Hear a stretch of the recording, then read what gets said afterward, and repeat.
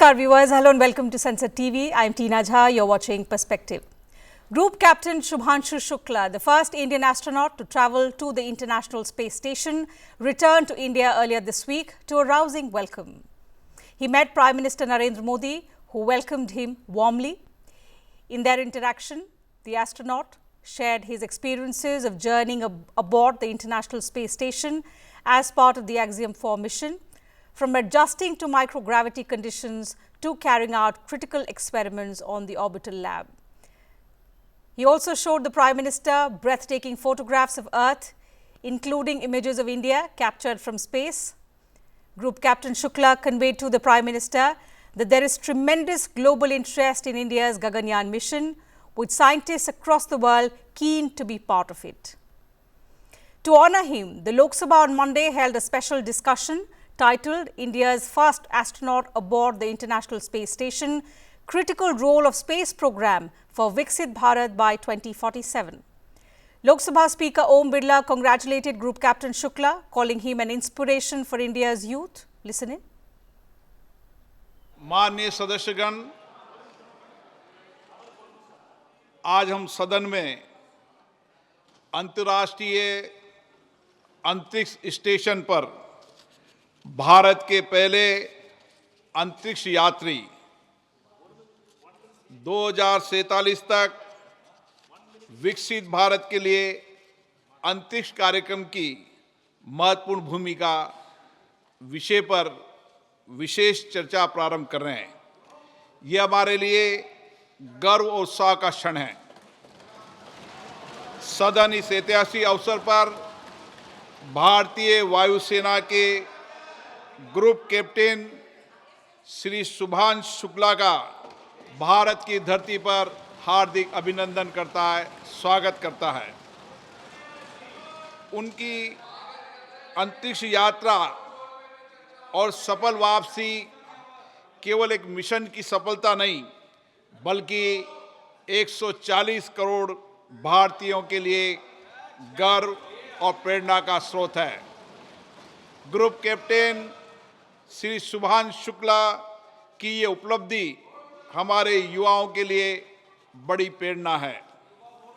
आज भारत का अंतरिक्ष कार्यक्रम वैज्ञानिक श्रेष्ठता और विशिष्टता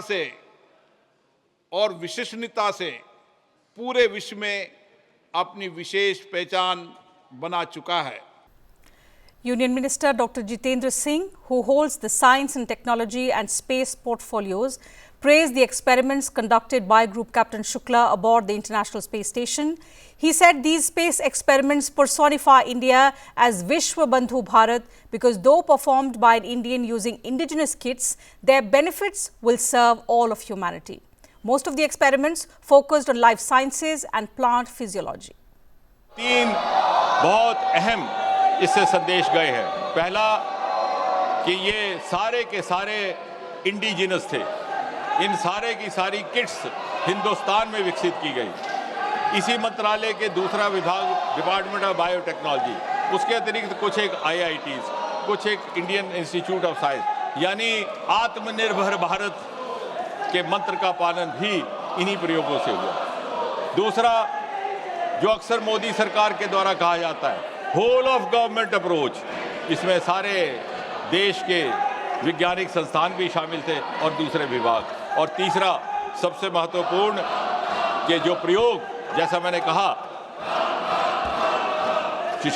शुभांशु ने किए हैं, वो प्रयोग तो एक भारतीय कर रहा है, उनकी किट्स भी भारत में विकसित की गई, लेकिन उनका लाभ सारी मानव जाति को होने वाला है। अर्थात विश्व बंधु भारत का सबसे प्रमुख, सबसे नुमाया मिसाल शुभांशु के इस यात्रा के द्वारा दुनिया के आगे रखी गई है। सो इट इज़ आत्मनिर्भर भारत, इट इज़ विश्व बंधु भारत, इट इज़ सबका साथ, सबका विश्वास एंड सबका प्रयास वाला Bharat. Dr. Singh also traced the arc of India's space journey from the first sparks of human spaceflight ambitions to present-day collaborations with NASA, Axiom Space and SpaceX. He expressed confidence that well before 2047, a young Indian will proclaim from the surface of the moon the arrival of a Viksit Bharat. Now to share their thoughts on India's historical space sojourn and the steady strides being made towards creating history in space, I'm joined by a distinguished panel of guests. So let me begin by introducing them to you. It gives me immense pleasure to welcome on this edition of Perspective, Mr. Sudhindra Bindagi, former Group Director, Thermal Systems Group, UR Rao Satellite Centre, ISRO. He joins us virtually from Bengaluru. Mr. Bindagi, so glad to have you with us on this broadcast. Welcome to the program. It gives me immense pleasure also to welcome Dr. Amitabh Ghosh, Mars scientist, NASA. Dr. Ghosh, always a pleasure to have you join us with your perspective on the program. Dr. Bindagi, let's come to you for your thoughts. Let's begin the conversation today with you. So, Group Captain Shubhanshu Shukla's mission to the International Space Station is being hailed as a turning point. Given your illustrious career as well as experience at ISRO, how significant, according to you, is this achievement for India's space journey? Yeah, definitely, madam. This a unique mission going to the International Space Station by our own astronaut Shubhanshu Shukla. Yeah, I can call it as a preamble to our Gaganyaan, our most ambitious program of Indian space research, which is slotted for 2027, is Gaganyaan. So, in view of that mission, and Shubhanshu Shukla being one of the astronauts selected for Gaganyaan mission, Right. whatever first-hand experience he is going to have, or he already had in this Axiom 4 mission, is going to be very useful for our Gaganyaan program, because whatever said and done, he might have undergone a lot of training of years and months together, but in a simulated condition. But having going to an actual space station and experiencing the microgravity and living in the microgravity in the space environment and gaining the different experience of that is going to be entirely unique and different. So this experiments and this experience of Shubhanshu Shukla will be very useful for Gaganyaan in the sense whether in terms of the mission control or in terms of the safety protocols, in terms of the emergency procedures, what all they follow in conducting this kind of complex deep space missions. Whatever experience he has gained, it will be utilized for fine tuning our Gaganyaan mission, and which is going to be launched in 2027. And hopefully Shukla himself will be one of the astronaut going to the Gaganyaan in the mission 2027. So that way, it is a very significant step towards India's ambitious space program further, because not only Gaganyaan, it will be followed by our own Antariksh, Bharat Antariksh Station in 2035, and in 2040s, the program is to go crewed mission to the moon. So for all this, this is going to act as a base of the things to come out, and this experience is going to be very useful. So that way, it is very significant and very important mission as far as India is concerned. Sure. We will talk about how we are preparing for our future missions. Now go across to Dr. Amitabh Ghosh. Dr. Ghosh, from your perspective, also from a global perspective, because sitting there, you have a wider perspective of how things are going around here. How significant is it for a country like India aspiring to become a developed nation by 2047 to send its first astronaut to the International Space Station, which will now help it, the experience that Group Captain Shubhanshu Shukla has now gained, it's going to help India in its first human spaceflight mission as well? Right. So it's a very complex question to relate all these three things, which is Shubhanshu Shukla, Gaganyaan, and the 2047 vision. But I'll try. So first is, this was not just a mission. Imagine you went riding in a friend's car, and the next year you're trying to buy your own car. So that car ride is hugely important for you. So that is the difference between when Rakesh Sharma went in 1984, there was no immediate human mission, and now there is. So whatever Shubhanshu Shukla learns from this mission, he can perhaps apply to Gaganyaan the following year. The second point is, it's not just the imagery surrounding Shubhanshu Shukla. Something huge is about to happen to ISRO, and that it's going to develop human spaceflight. Human spaceflight. So ISRO has so far done robotic spaceflight. Human spaceflight is maybe 10 times harder and 10 times more expensive, or maybe 5 times harder, 5 times more expensive. It's very involved. You know, when you send a rover to the moon and it crash lands, there is no humans lost. Here you have to have a backup systems for everything. If what if the power fails? What if the oxygen system fails?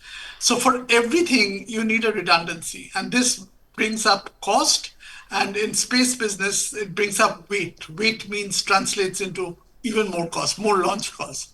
So it's a very enormously complicated mission, the human spaceflight program.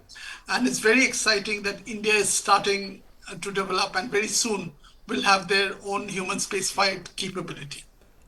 Absolutely. We are going to talk about the Gaganyaan mission as well. In fact, the group captain did mention to the Prime Minister the keen global interest that India's Gaganyaan mission has generated among the global scientists. But coming back to the mission that's just been completed and about the achievement which we are discussing, Mr. Bindigi. The astronaut, the first one to travel to the International Space Station, did carry out life sciences, plant physiology experiments using the indigenous kits, about which we also heard the Union Minister make a mention in Parliament. Now, could you explain to us and our viewers why at this point in time indigenous capability in such high-tech fields is particularly significant for India's future missions? Yeah, madam. For example, as you mentioned, Shubhanshu Shukla carried out a couple of experiments on the life science and also a couple of experiments on the fruit crops and sprouts of the some indigenous seeds.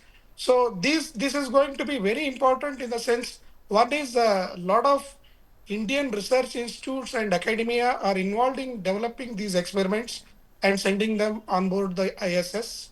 And this kind of, for example, if you take the life science experiments on the cyanobacteria experiment which he has conducted, it's going to be one of the very important experiment in terms of recycling the human waste to produce the cyanobacteria which convert carbon dioxide into oxygen.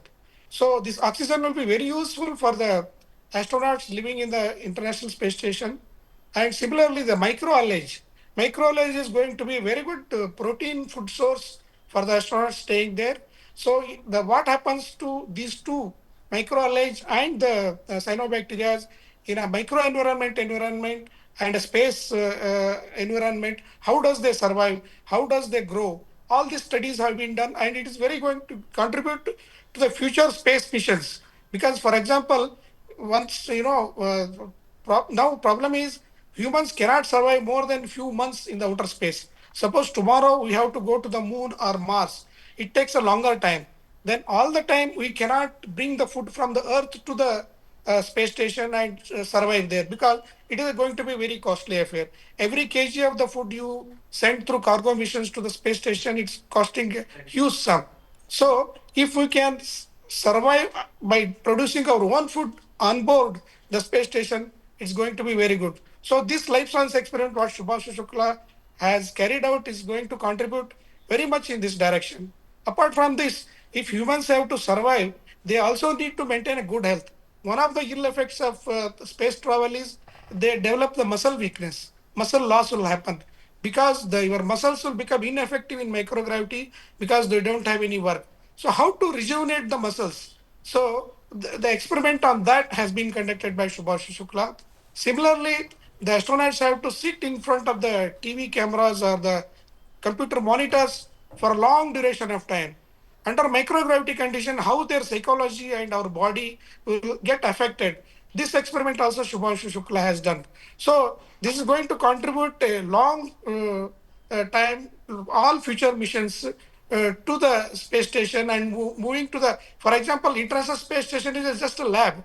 So this lab has been utilized to conduct so many experiments for future outer space exploration altogether. For example, it can be going to the moon, going to the Mars. So in a long way, these experiments are going to help, and we'll understand. So far, whatever astronauts have gone to the space, Still, we have not understood how the human body interacts with the space environment, how to get some remedial measures for the ill effects of the space travel.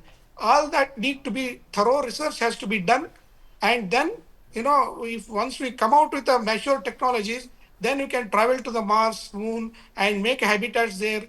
All that is possible. Future outer space exploration is very exciting and loaded with a lot of challenges. So in that respect, our Shubhanshu Shukla's experiments have a significant contribution, and very proud that all this has been done indigenously. For example, the seeds, the sprouts which are going to be used in the space have been developed and have been supplied by one of the universities in Dharwad, Karnataka, and IISc has given some experiment, and a lot of research institutes have given. So Right. every kit carried by Shubhanshu Shukla was completely indigenous, and all thought process of for future exploration.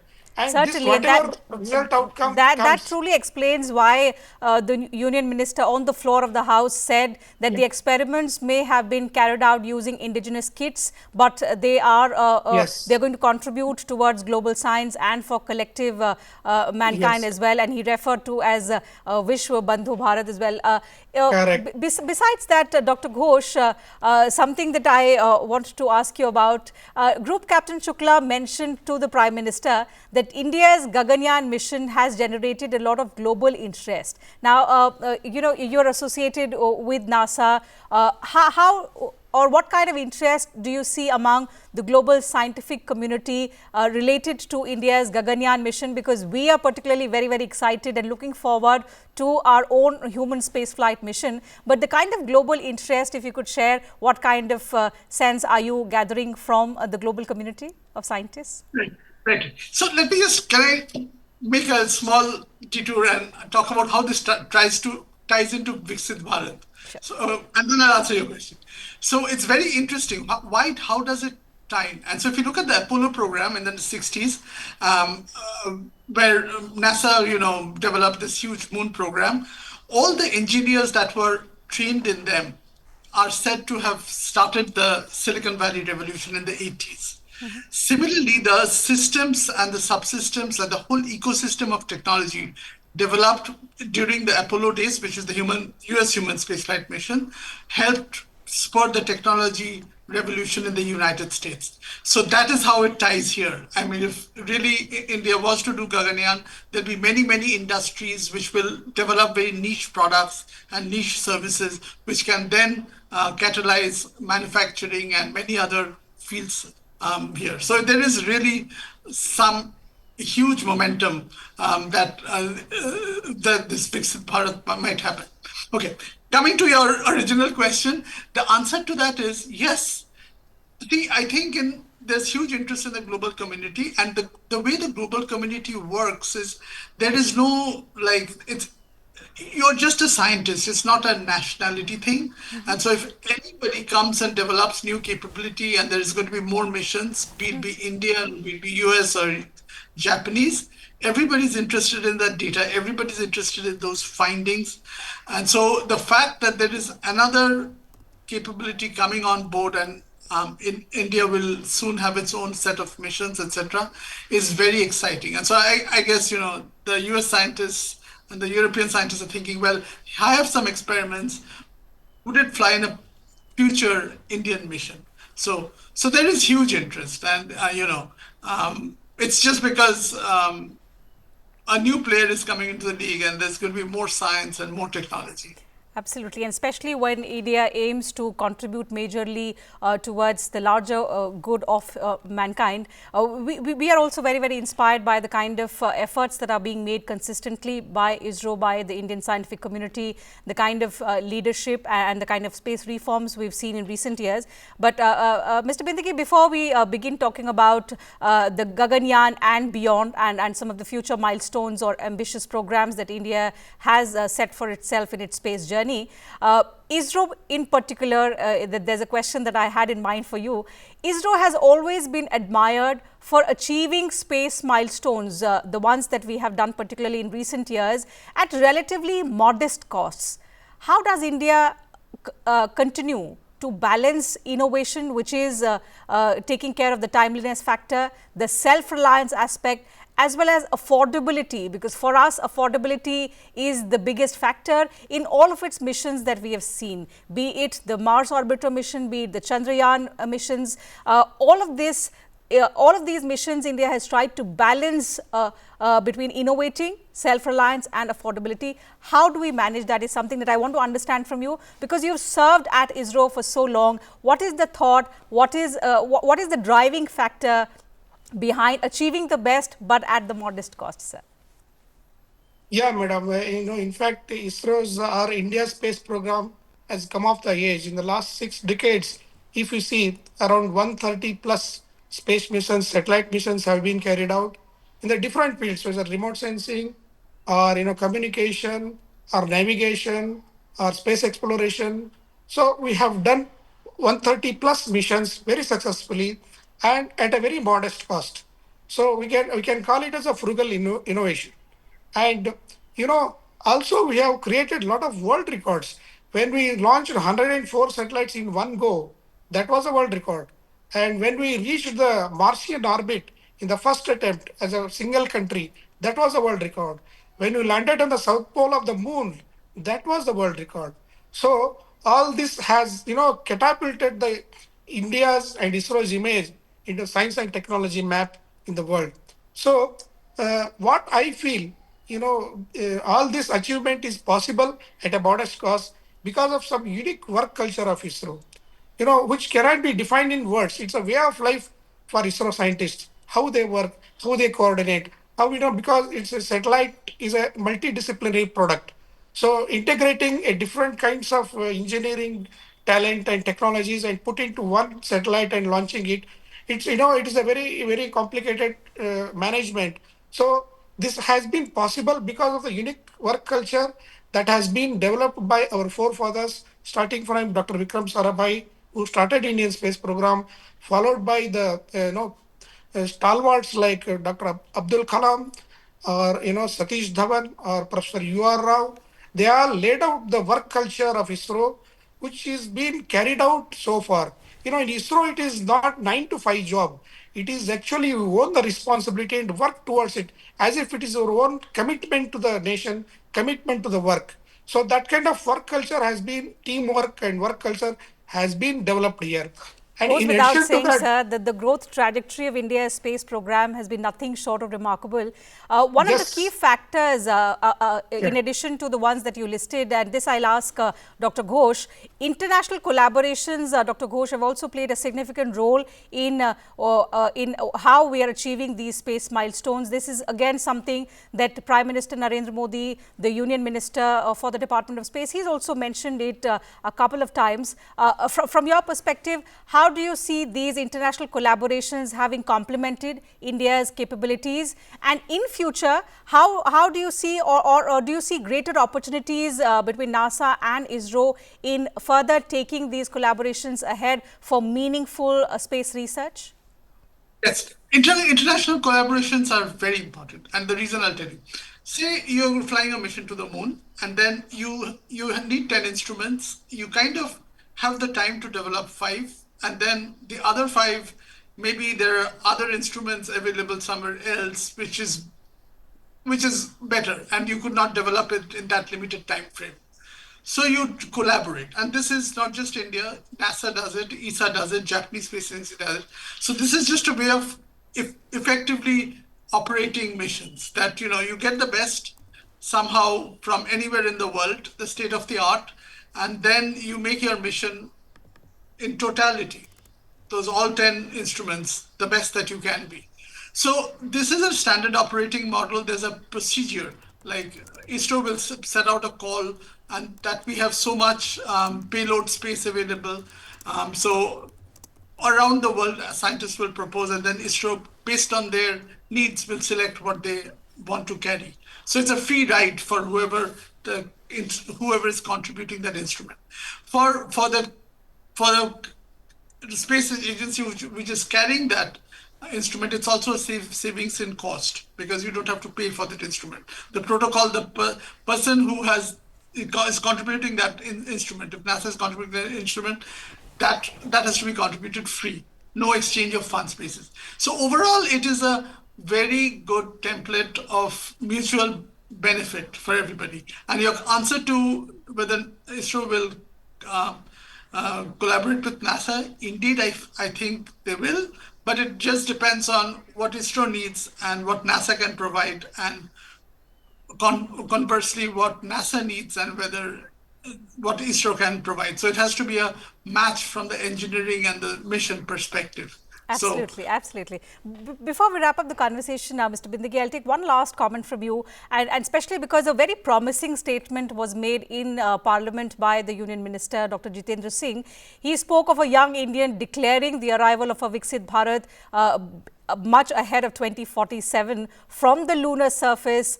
We are all very, very excited, inspired by that goal. But what institutional, scientific and private sector contributions do you think will be key to realizing the dream? Yeah, definitely. Now, India and ISRO has opened up the space sector for the private people. And, it's going to be in a big way. The private industry also involved in all the missions of national importance, including Gaganyaan and future missions.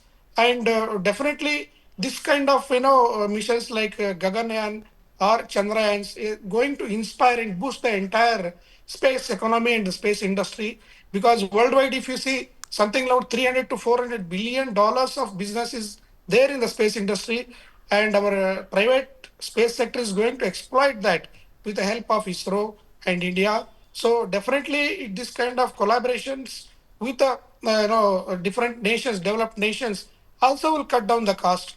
And as I was answering last time about the cost, even some of the innovative modeling philosophies what you follow is also contributing to the minimum cost. And what kind of the cost we involve in terms of industries. Industries in India work with a little of margin. So that also helps in reducing the cost. And Indian mentality is always think about the cost, whatever we do. Right. So that also helps in cutting down the cost wherever it's possible. And with the innovation and thinking out of the box. All this has contributed to a very nice space program of India, which is going to lead. It's one of the key players in the space technology in the years to come. And towards the Viksit Bharat, definitely it is going to inspire the youth and the space industry and the students alike, so that more and more people get involved in science sector technology and also STEM subjects and space science, and contribute to the Indian space program, take it to the pinnacle of the growth, and achieve whatever our government has put the goals for by 2047 to go to the Mars, Moon, plus in addition to developing our own Antariksh station and landing a crewed mission to the moon, all are going to be achieved with the help of the entire Indian talent and the Indian industries, and we are going to achieve that. Absolutely. So fingers crossed, or whatever has been done, whatever consistent efforts have been made, both from the scientific community and the leadership, it has yielded results in terms of the remarkable space achievements that India has seen in recent years. But we have ambitious goals. And as the discussion was aptly titled in Lok Sabha, the critical role of the space program for a Viksit Bharat by 2047. With that, we'll have to wrap up the program. Time allows me to take up only that much on this edition of Perspective. A big thank you once again to you, Dr. Ghosh and Mr. Bindigi, for joining us on the program today with your thoughts and views. And to you viewers, thank you very much for your time as well.